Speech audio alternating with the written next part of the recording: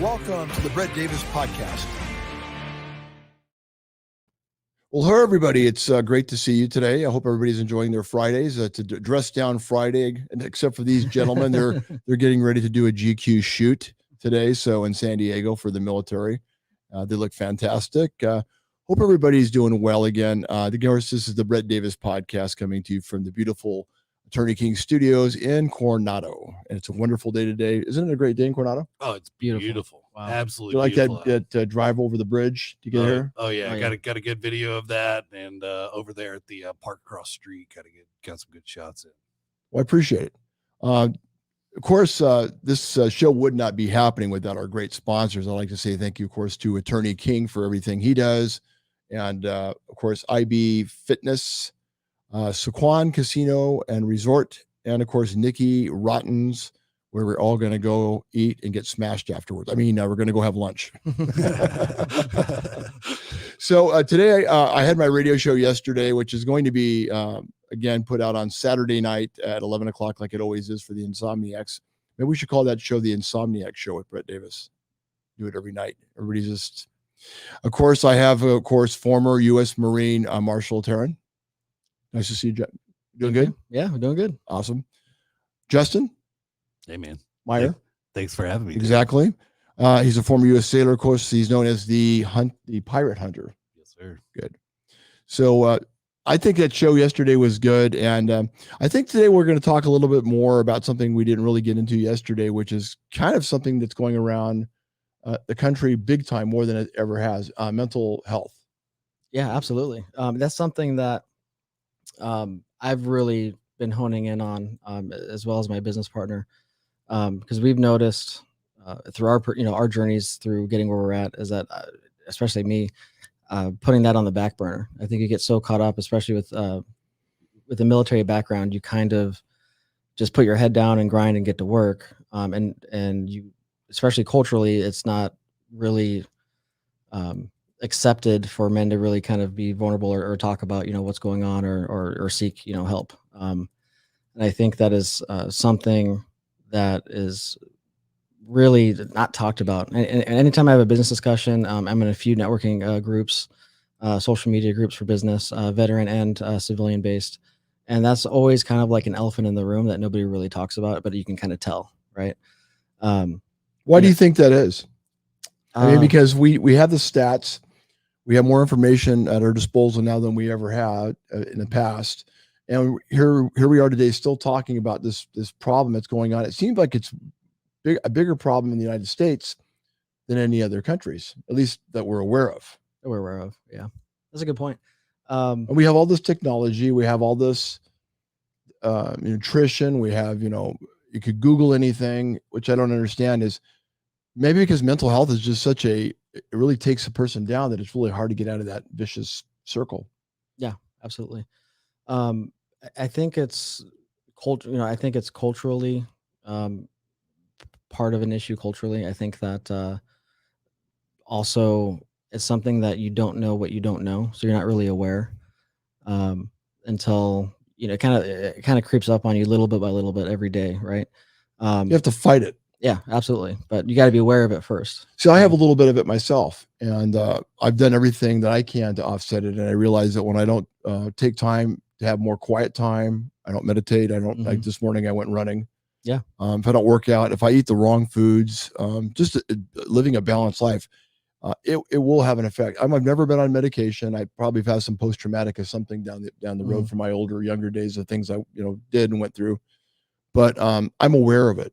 And I can tell when I'm losing that step that day, or when somebody, something doesn't feel right. You ever, either one of you deal with any of that stuff? Oh yeah, man, on a regular basis. Do you? Yeah. So for me, the morning sunrise is very important to me. That is when that sun breaks, that's my slate, that everything from yesterday is gone and today is a new opportunity. And it recalibrates my mind to focus on what's ahead versus what's behind. Right. Cause I don't sleep very well.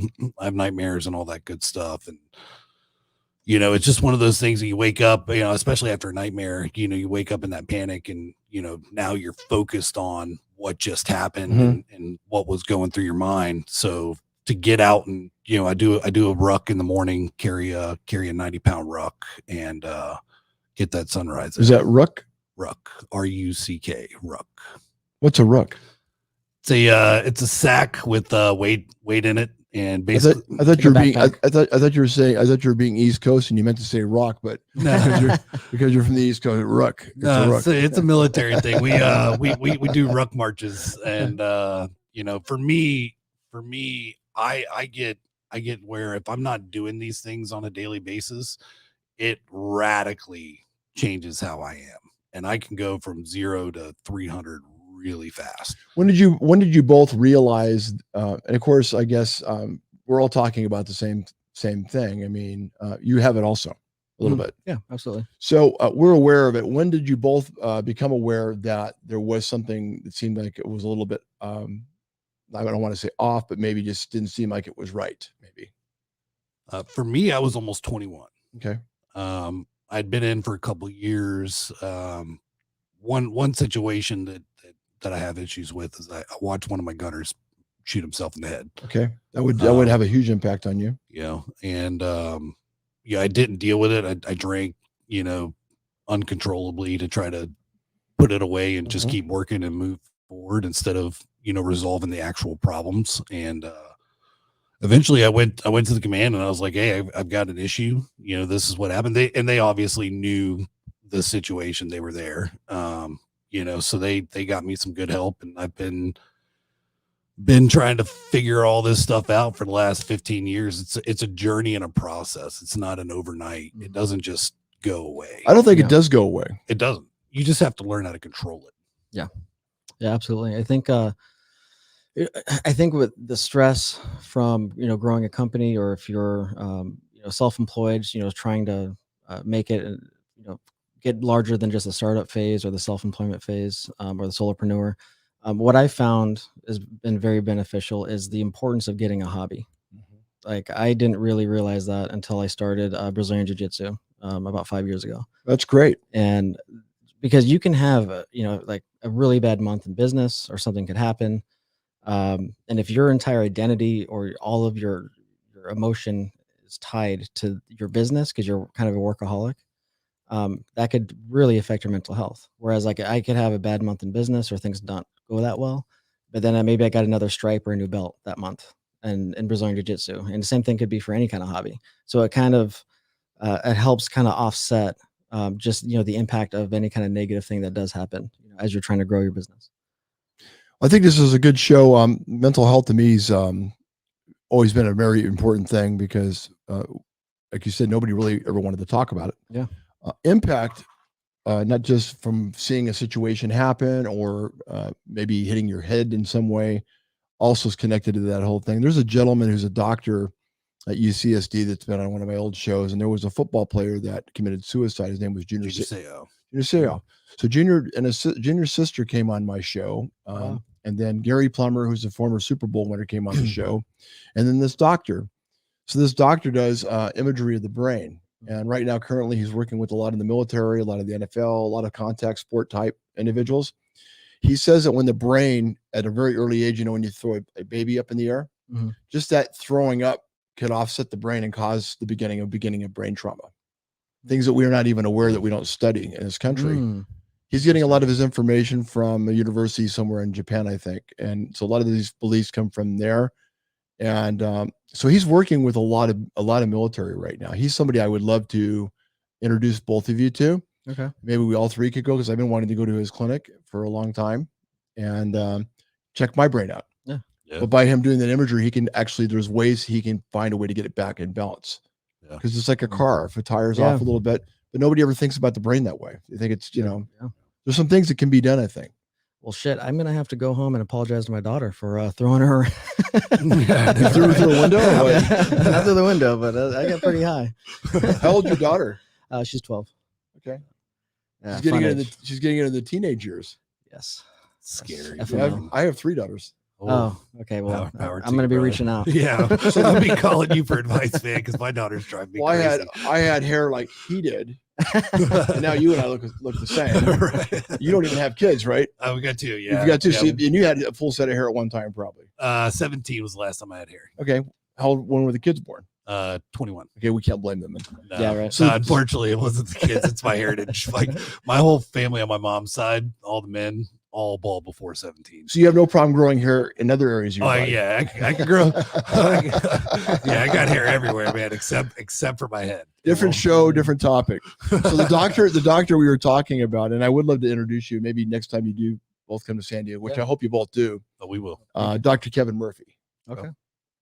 Anyway, Gary Plummer has the same problem that Junior Seau had, and he's been working with Dr. Murphy.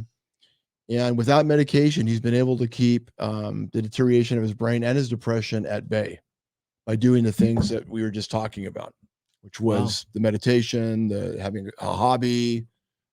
He's going more plant-based, more good, clean water, sleep, which is a huge component.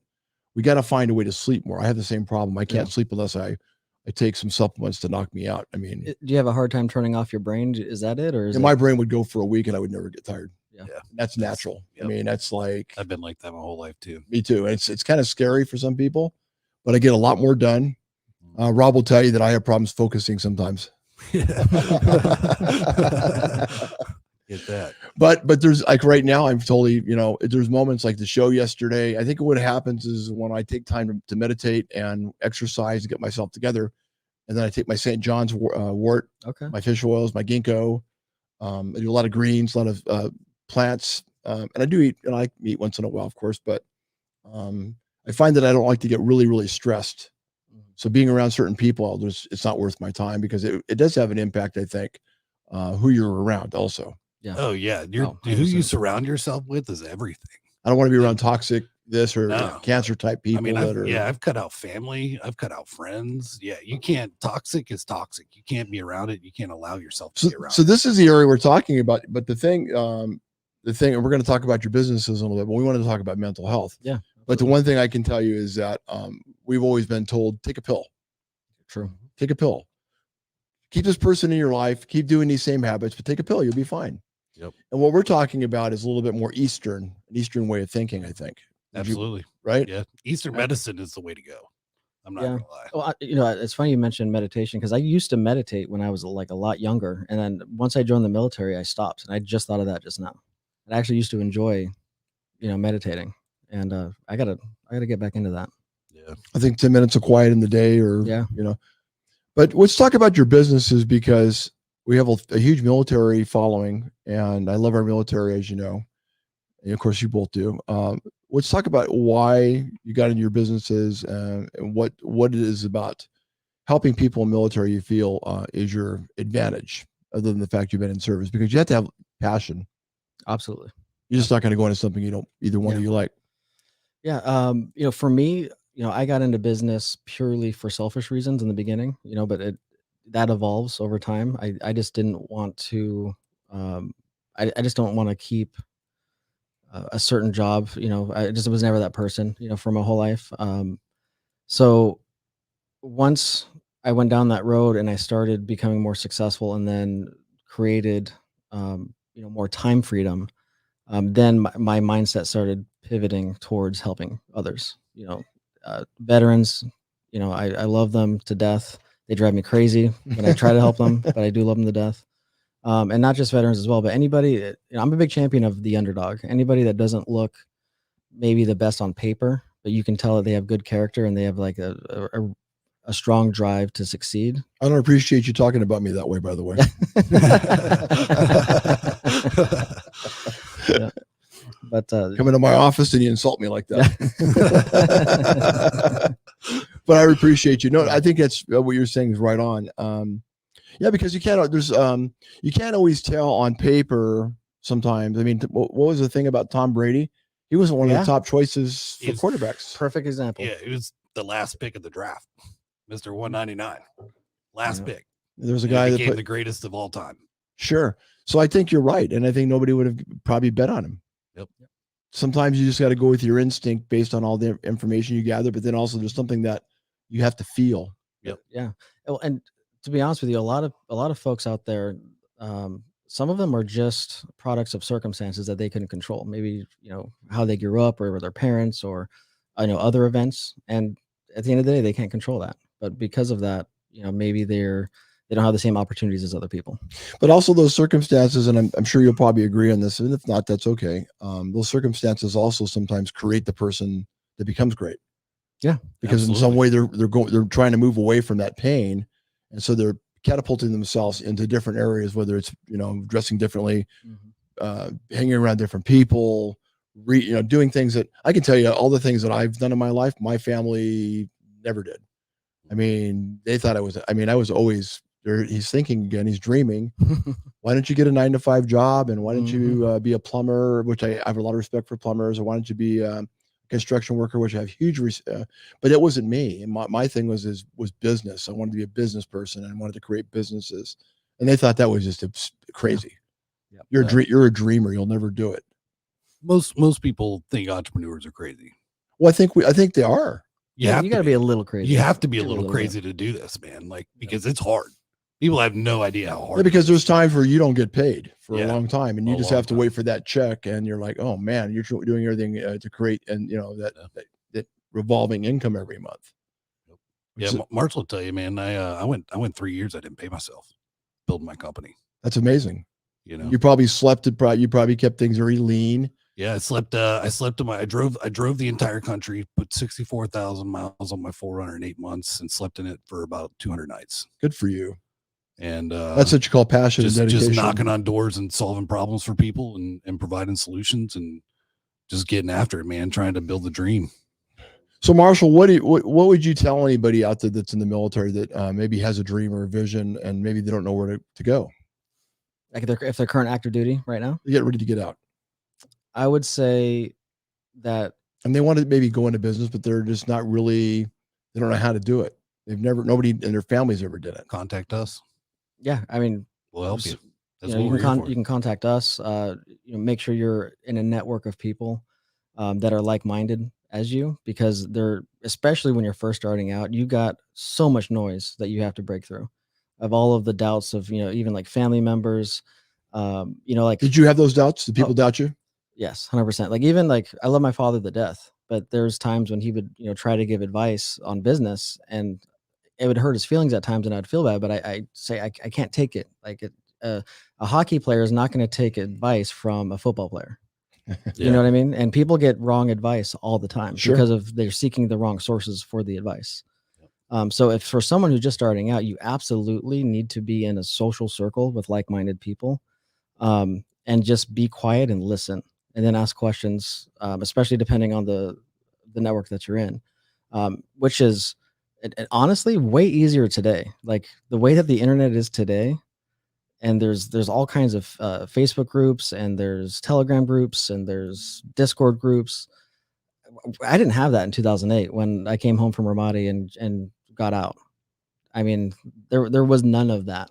So I think that with all of the tools that are out there today because of the internet, there is very little excuse that anybody can't achieve what they want to achieve. So I will say this, because I get what you're saying, but I also know of a thing called over saturation. Mm-hmm.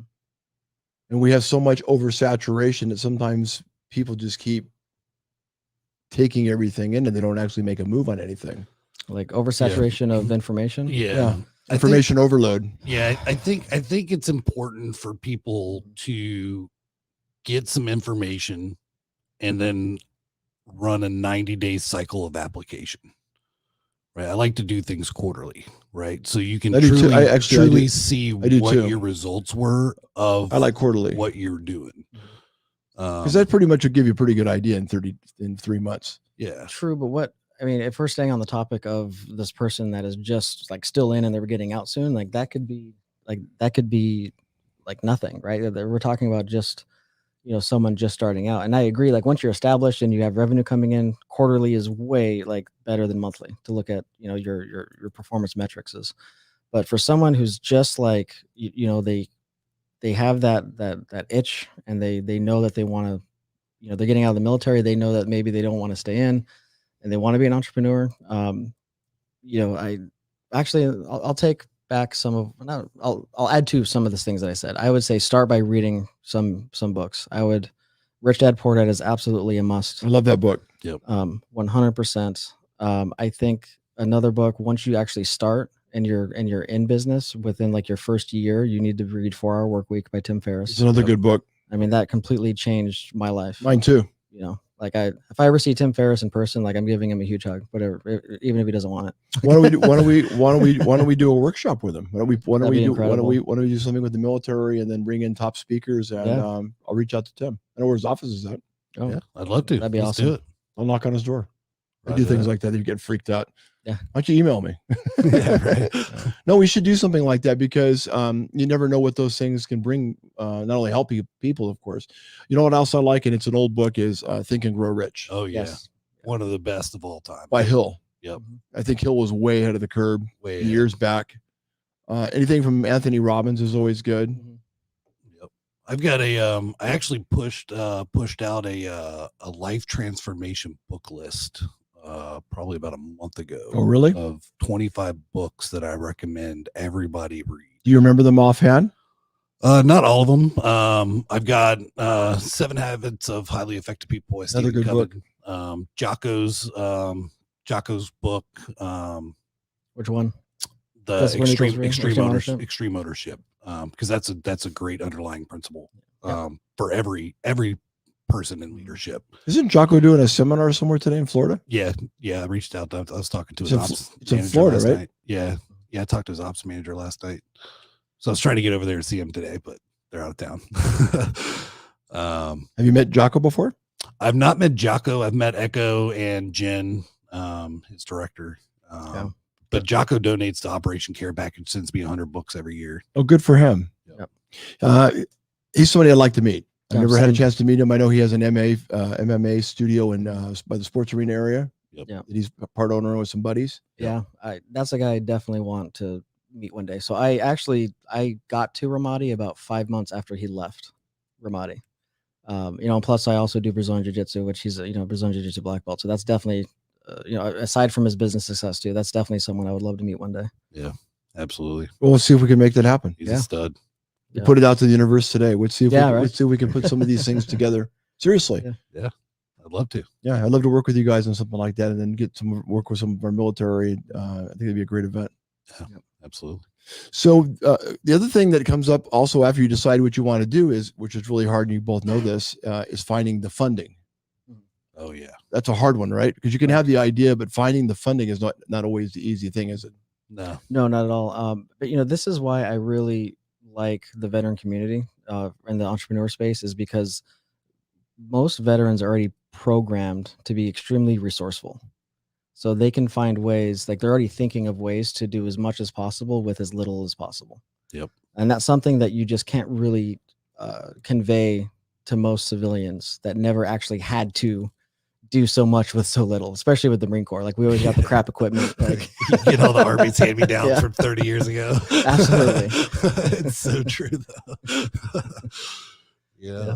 Military gives you so many skills, man, that just build you to be high-level entrepreneur and take that path and be able to withstand the path that comes, right? Because the path to entrepreneurship and business ownership is brutal. Right. I call business a street fight. Oh yeah, every day. I've always called it that. Yeah, you're going to war every single day. People look at me like, "What are you talking about?" Every day it's something different, and you may have a skill set, but you may find that skill set is not adaptable to what the circumstances. You're going to have to find a way to scrap it out. Improvise, adapt, overcome. It's actually a pretty funny story. A few years back, I think about 5 years ago, I wrote a management training module for my managers. And the very first thing that I wrote was word for word the JJ Did Tie Buckle acronym for the Marine Corps, which is the Marine Corps leadership traits. I modified some words to make it applicable to the job, but essentially it's the same core traits that I learned and every NCO in the Marine Corps has to learn.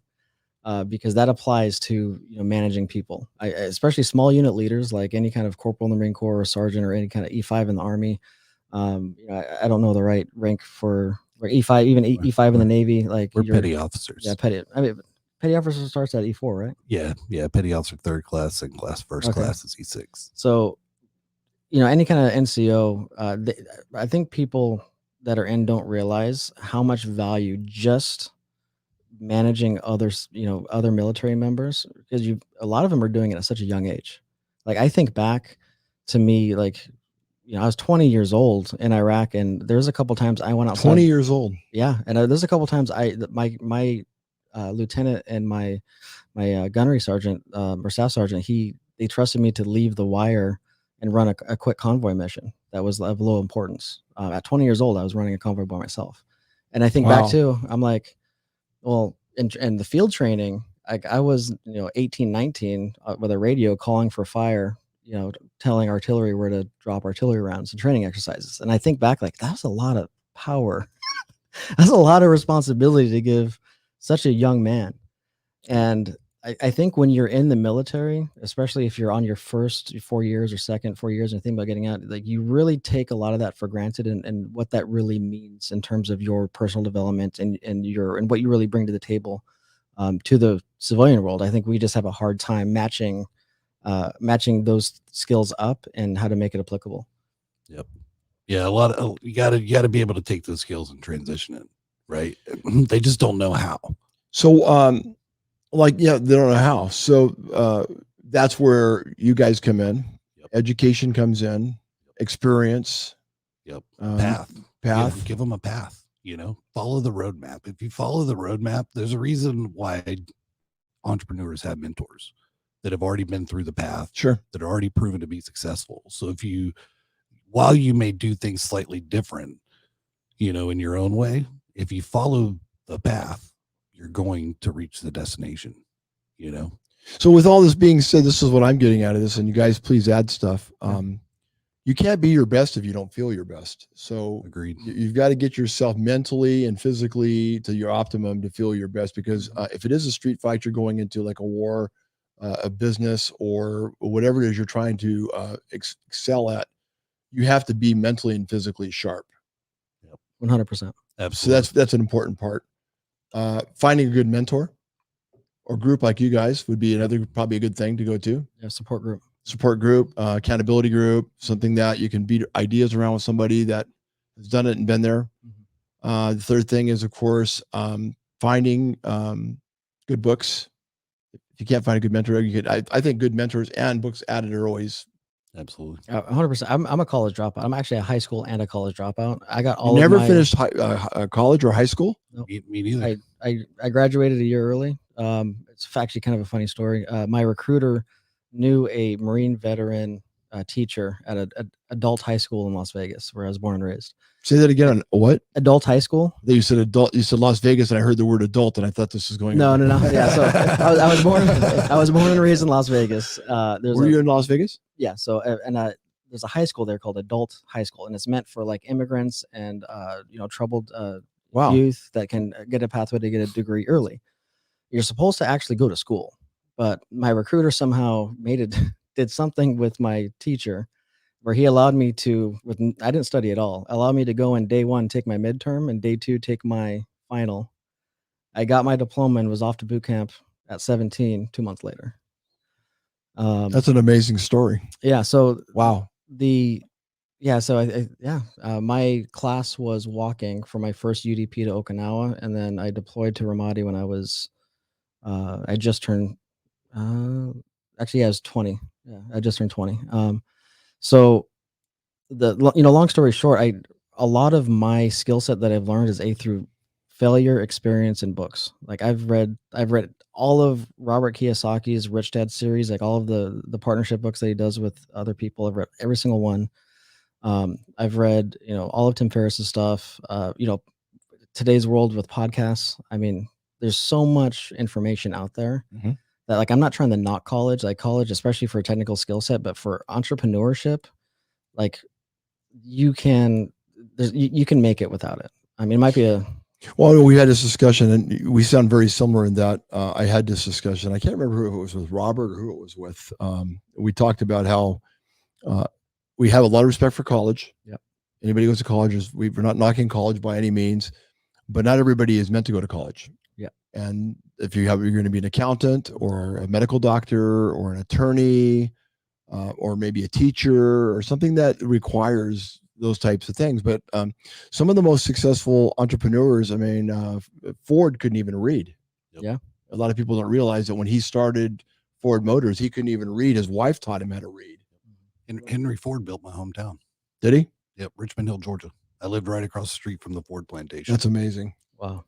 I didn't know that. Oprah's got a house there. Jordan's got a house there. Tom Hanks. In Georgia? Yep. That's probably where The Rock built his new house. Yep. I heard he built a house in Georgia. Probably the Ford plantation. I mean, it's big. Love to see it sometime. So these people that we're talking about, and a lot of people never finished college. I don't think Gates or the guy from Apple, what was his name? Jobs.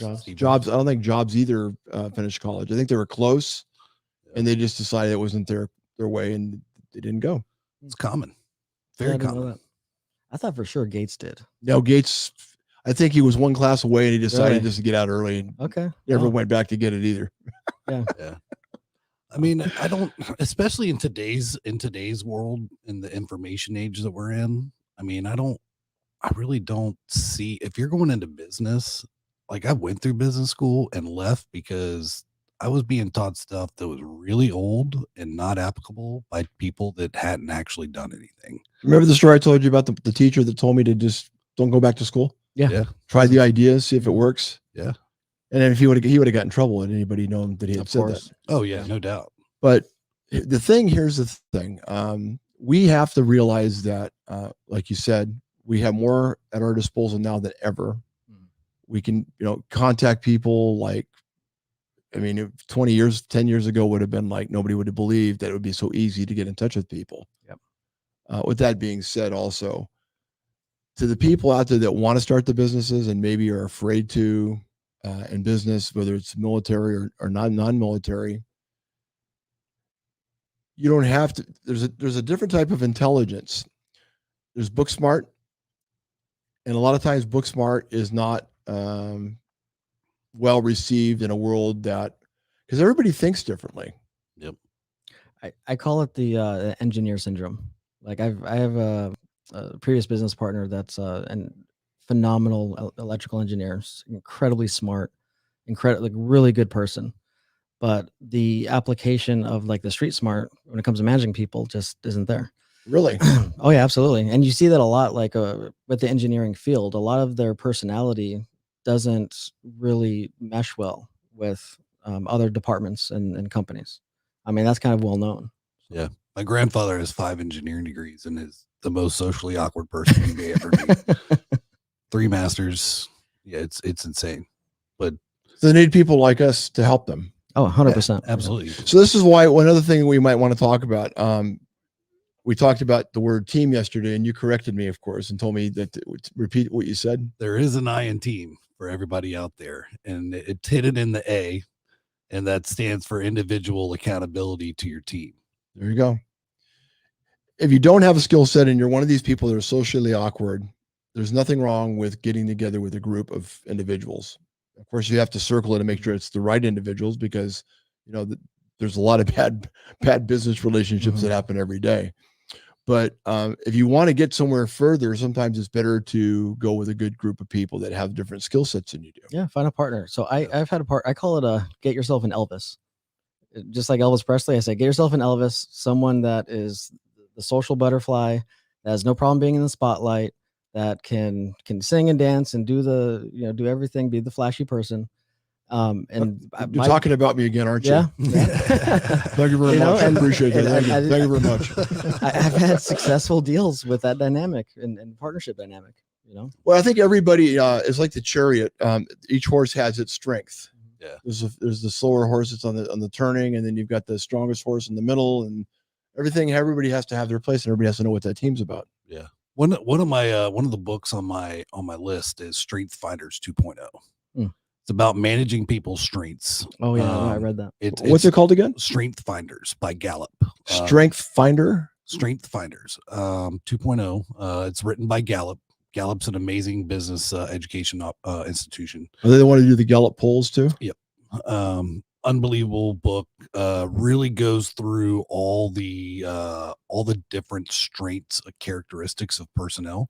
And you take this assessment and it lets you know what your top 5 strengths are. And when you understand what a person's strengths are, you can manage them better. Oh, I think Right? so. So every leader, Absolutely. every Yeah, leader should sure. have that, right? Because our job as an entrepreneur and business owner is to hire our weakness, right? Sure. Yes, you sometimes need more you, but you also need a lot more of what you're not good at, Absolutely. right? So we manage people's strengths to maximize productivity. I agree. Is there anything else you would like to add to this conversation? Because I think we covered some good things today. Yeah, no, absolutely. Man, anything else? I mean, Oh, another thing that we could talk about that's part of a business. This is the first time. I mean, we knew the technology was there, and that eventually we wouldn't be driving around as much, and we would be doing more business like we're doing that right now through the internet, because of the whole pandemic thing. true. The whole. I mean, had we invested in what was the major Zoom. And imagine if we had Mhm. invested in Zoom before that whole thing I happened. know, man. I've been using Zoom since like 2012. You were ahead of the game. And I really do wish I had put money in it because it exploded. That's a So good point. that in itself could save a lot of money starting a business, Mhm. right? Because offices are not cheap. Yep. We're probably headed to a situation where you're going to see a lot of office space available, I would think, Mhm. and more people working from home and out of their homes, and more of this stuff that we're talking about doing now. That's probably going to change. It's probably an exciting time to start a business because of all these major breakthroughs that are going on.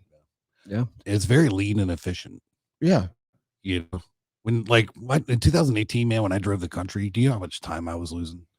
You know, But there was things you gained from that trip probably that you wouldn't have gained. Oh, absolutely. The interaction of certain people, circumstances that came up. Absolutely. I mean, just the journey itself was transformative. But at the end of the day, I mean, you lose a lot of time that you can't get back. Right. Whereas now with Zoom and the way people are using it, I mean, you can reach 100 people in a day really easily. So we started this little office that you're in 1 month before the pandemic fully hit. Mhm. We started in February. Oh man. And we looked out on the streets, and I've had some bad luck and some bad decisions in my past. And Sarah and I looked at each other. There wasn't a soul on the street. And we had this office and a contract, a lease, and I'm like, oh my God, this is what happened? We grew 1,500%. Mhm. Because everybody was doing what we're talking about. Yeah. It was the perfect opportunity at the time, and it still is. It's not over yet, by the way. I don't believe that. Oh yeah, not even close. But we had people actually doing what we're doing right now, calling us from Italy. Wow. And we had translators telling us exactly what the news wasn't telling us. And so we were able to tell the stories of actual people that were there. We had a veterinarian who all of a sudden now had to become a doctor because there was a shortage of doctors. And he's telling his story about this. We have another person that was managing, that owned a grocery store that had to open it up and make it a morgue. Yeah. Oh wow. Things like that. And these were cutting edge stories because they were so detailed, and you were hearing people tell them and crying, and you felt the emotion of what they were going through. That's one advantage of that being involved with the internet. It brings everybody together, no matter what part of the world you're from. And it helped our business. It helped us, like you said, lean down, tighter. What was the word you used? Lean efficiency. Yeah. And I think that was, for us, it was an advantage. Yeah. So you signed this lease, you said a month before the pandemic? We signed the lease, and we got everything painted and ready to go a month before. So what went through your head the first 2 weeks? What the fuck am I doing? Yeah. So that resonates with me because when what's wrong with me? Is there something right? I know I'm off a Yeah. little bit, but I mean, and then she's looking at me like, I don't know if this is a good time. Yeah. It was actually throwing the dice. Yeah. Yep. So that resonates with me because in 2019 November, I signed a lease and started building out, which is now my flagship store for Breathe Auction and Bars on the Las Vegas Strip. So I signed a lease in November. It was about 180 grand worth of build out costs, which 150 grand. Yeah. And build out costs, which at the time I used, I did a cash out refinance for my personal residence at the time to open that store. It was a risky one anyways, because it's the biggest square foot store on the Las Vegas Strip that we've ever had. And then we So you took that money from the house and opened another store and with it. opened another store in Vegas. And then we opened on March 1st, and then Vegas shut down like March 16th. That looked like a bad end of the world movie is what it looked like. Right. Nobody's ever seen That Las was Vegas like so that. wild. Yeah, it was. So how did you get through that? So I learned a lot through the COVID process from a retailer's perspective. This is where relationships become incredibly important. We're just talking today about like leases and contracts and things like that. And I'm a firm believer that one-sided or really like thick contracts is really just a loaded gun that nobody wants to use. The real glue is always the relationship.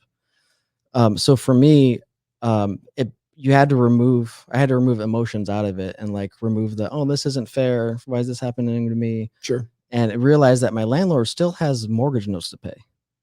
Like, so we're kind of all in this together. So when we were, I pretty much got some rent relief across all my stores, but it was really, you kind of just had to have the cards up mentality of just saying, this is what I need to survive. And this is what the landlord needs to make their mortgage payment and CAM expenses and everything else. But I actually, when I successfully realized like, wow, I'm not going to like go under through this, I doubled down. And I started aggressively growing during the pandemic. And I thought back to that Warren Buffett quote of when everybody else is be fearful, be greedy. And when everybody's greedy, be fearful. And I remember walking through some prime locations in Orlando where I live that we didn't have any Breathe locations at yet. And I saw like properties and physical storefronts that I would never dream of even getting that were now vacant and available. And there's more to come, I think. Yeah, no, there's definitely more to come. So, and I was able to negotiate leases and get these locations to where, it was very stressful. I threw every penny. Cash flow was tight. But we were actually able to grow 3 stores through the pandemic, all in prime locations in Orlando. Icon Park, where the wheel is, the big observation wheel, and then both premium outlet centers right on iDrive, which is one's across from Universal Studios and the other one's across from Great Disney. Locations. Yeah, those are some of the most visited tourist areas in the United States. Yeah, 100%. It's unbelievable. So, how many total do you have now? So right now we have 9. Wow, 9. And what's the average square footage? So some of them are in Las Vegas and they're common area. I guess you can call them kiosks, or they're like bars in the common area. Some of them are, I'd say 200 square feet. My biggest one is 1,700 square feet, but the average is around comfortable is around 12 to 1,400, I think. That leaves us a little bit of storage in the back. 17 is in Orlando. 17 is in Las Vegas. Really? And that's where our ropes course is too. It's across from the Cosmopolitan. You take the bridge. Beautiful place. From Cosmo, you take the bridge over the Strip, and then there's that corner building with the big LED screen that people kind of assume it's part of Planet Hollywood, but it's really a separate building. It's really an easement for Las Vegas Boulevard. Did they change? They're not no longer Planet Hollywood, are they? They're still. I think there was talks. I heard they were going to become Virgin. No, so that was Hard Rock. Oh, that's right. Hard Rock just got rebranded to Virgin, which is a great brand. Now great brand. Hard Rock just bought the Mirage from MGM, and they're going to be doing that big Miami style guitar right on the Las Vegas Strip. That's been the latest news. So place always changes. You have to. Vegas is very good at adapting. Oh, very much so. Very much so. Got to. If you're not constantly improving and adapting in a constantly evolving world, you're going to go out of business. Oh, absolutely. I can't tell you, 20 years of being married to Sarah, we'll drive by and I'll look, another business is gone that you would never imagine is gone. A miniature golf place is now going to be a car dealership, or, nothing is forever unless you own the real estate. And the same person probably that owns that real estate has seen many businesses come and go, but they still have the business of selling or renting their property. It's interesting how many businesses come and go. So I don't mean to change the subject, but you've been married 20 years. Yeah. What's the secret? Find your best friend. That's good advice. And be able to laugh, be able to find ways to laugh, and try to go to bed and try not to go to bed angry at night. I've heard that before. Don't go to bed angry at night. Find your best friend. Try to talk about things, and even when you don't talk about things, it festers. It gets worse. It's better to have a full blown out disagreement and an argument and get it out on the table, and then say, okay, we're done with this. Now we know what what the problem was. You had a problem with this. I had a problem with that. And then you try to find a way. It's like negotiating. You got to find a way to negotiate. And the other thing is choose your battles. True. Yeah. Not everything has to be a battle. It's really hard for aggressive type guys to take a step back. And I've had to learn with daughters and with women that because they're very strong-minded, by the way, my daughters and my wife. I've learned that sometimes you have to take a little bit of a step back. That's probably more of an age thing, and let them hear what they have to say because they want to be heard. Of course. I mean, we all want to be heard, but women really need to be heard. Yep. You disagree? Is there anything else that you taught me that I didn't mention? Yeah, I want to hear what Sarah says. Oh, you got to talk about that. Go ahead. Okay, go ahead and come into the conversation. Yeah, here we go. Oh, it's about to get real. All right, guys. I got to tell you, the reason why our relationship works is because The only reason? well, this is one of the reasons. I don't fix the bed in the morning.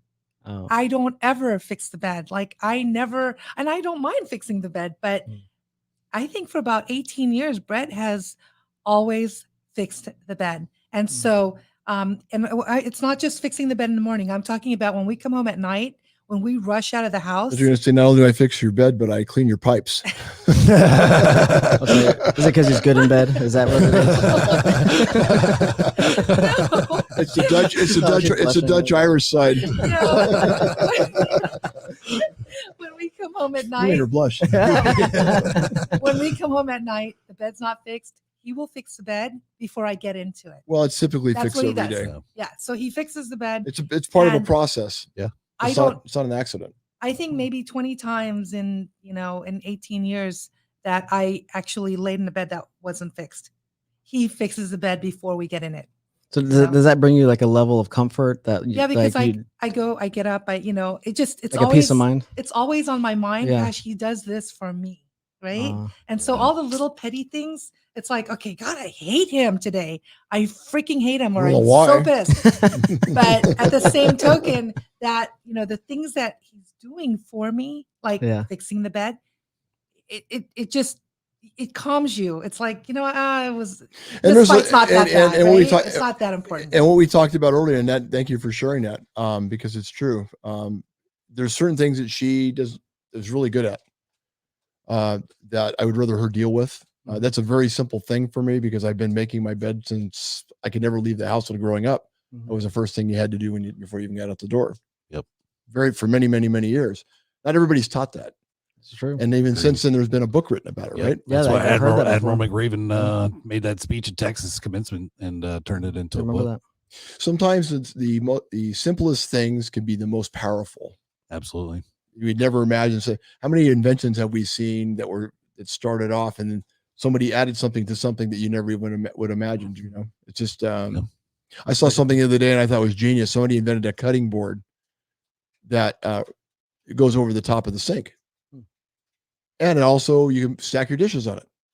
It saves space. I mean, what a brilliant, remember that, put it over the sink, let your things dry, and you can also pull it to the side and chop on it. And it's like such a simple idea that nobody probably ever thought about it. And it shrinks. It literally, but into like a stick. Did you guys buy it? Cool. It's so cool. Brilliant idea. Did you guys buy it? No, I saw it online, but I thought it's a great. Yeah. I would definitely buy it. So, what final thing do you want to say before we go? And then we're time gonna, up already. Okay. Then we're gonna go around and. I think we should. I mean, we definitely need to talk about the Signs by Veterans. What we're doing with that. In our partnership together, Justin, for sure. I mean, if you want to lead into and discuss, Signs by Veterans and what we're trying to do with that and creating opportunity for veterans. Yeah, So, what we're trying to do is help these guys discover their purpose, right? And create the path for them to use the skills they have and continue developing further and get to that path of owning their business, right?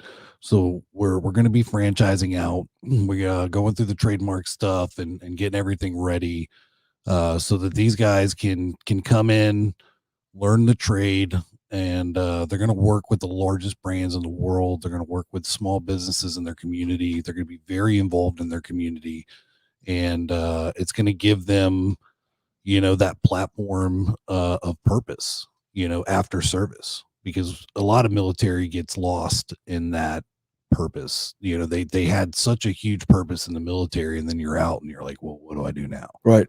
Right. So it's kind of a frightening experience, I would think. Oh, absolutely. You know, the unknown. Yeah, because you don't know what lies ahead, right? So fortunately, I've been very successful in the sign industry, and I've created a very good reputation in the sign industry, and it allows a lot of doors to be open. And I'm trying to use that opportunity to get veterans to that next level and get them their path of freedom that they fought for, right? Because they sacrificed blood, sweat, tears, friends, brothers, sisters. You know, we are the greatest country on planet Earth, bar none. Everybody wants to come here because of the opportunity we have. So why can't they come with some help and obtain that freedom that they actually fought for? That's what we're trying to do. Give them that path to freedom. Very well said. Yeah. And there is a freedom that comes to being able to take care of yourself and sustain a lifestyle and be able to take care of your family. Absolutely. Because the regular 9-to-5 job, the way the world's going now, is not going to be enough. No. You'll be working 3 jobs that pay minimum wage, and you'll be worn out before you're even 30 years old. Yep. I agree completely. Yeah. I mean, we work crazy hours. We work a lot.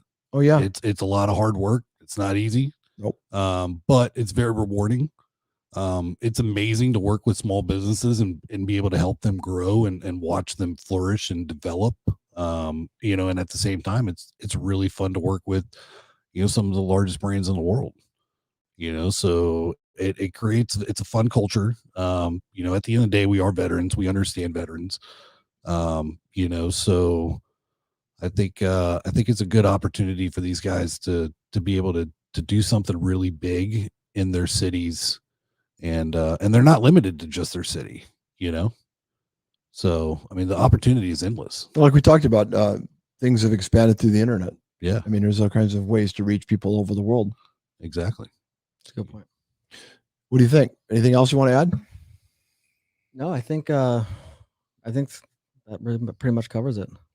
Just, you know, if anybody is listening and is intrigued and you know, wants to reach out, you know, I'm an open book. I know Justin is. Feel free to connect with us on Instagram and reach out.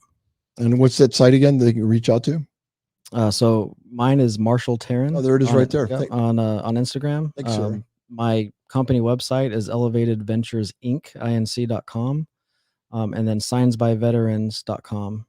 And then Justin has his own website as well. Yep. So yeah, you can find me at thepiratehunter.com.